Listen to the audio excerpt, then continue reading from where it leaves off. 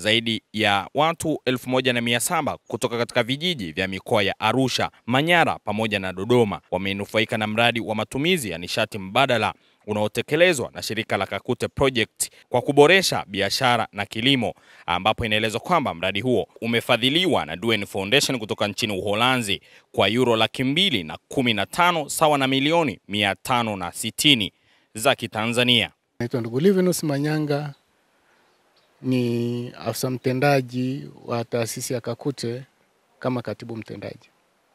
Kwa hali hiyo, mfadhili aliweza kutupatia euro 215 kama nilivyokuwa nimeeleza, ambazo kwa hela za Kitanzania kama milioni 560 kwa muda wa miaka mitatu. Tumejitahidi kufanya hivyo na mradi huu tumeweka katika mfumo wa endelevu.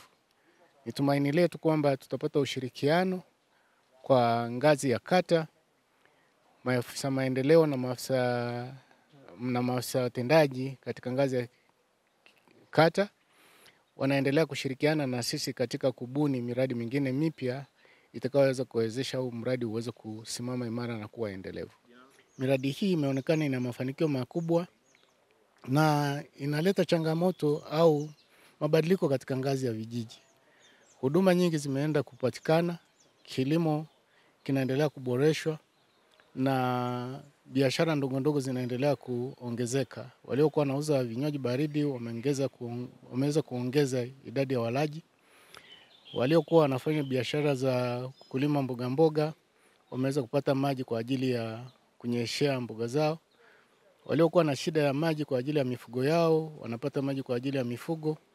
Waliokuwa hawapati maji kabisa kwa matumizi ya nyumbani wanapata maji kwa ajili ya matumizi ya nyumbani. Kwa hali hiyo, mradi huu umekuwa ni mabadiliko makubwa, ingawaje pia changamoto zimekuwepo kwa sababu ufadhili tuliokuwa nao tulikuwa tumepata pesa kidogo, 40% ya pesa tulizokuwa tumezitegemea. Lakini hata hivyo, malengo yale ya msingi ya mradi yamefanikiwa, kwani tumeweza kuunganisha wasambazaji wa teknolojia na watumiaji wa teknolojia.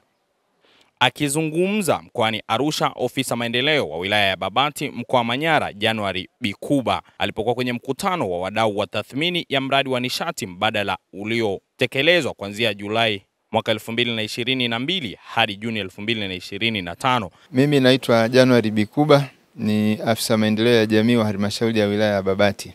Sio tu hiyo, lakini masuala mengine yanayoambatana na mradi huo kama elimu ya ujasiriamali na biashara imewasaidia wanufaika wengi kuwa na mtazamo wa kibiashara zaidi, kuweka kumbukumbu katika shughuli wanazofanya za kibiashara, za ujasiriamali. Kwa hiyo tunaweza kusema kwamba ni mradi ambao umekuwa na manufaa.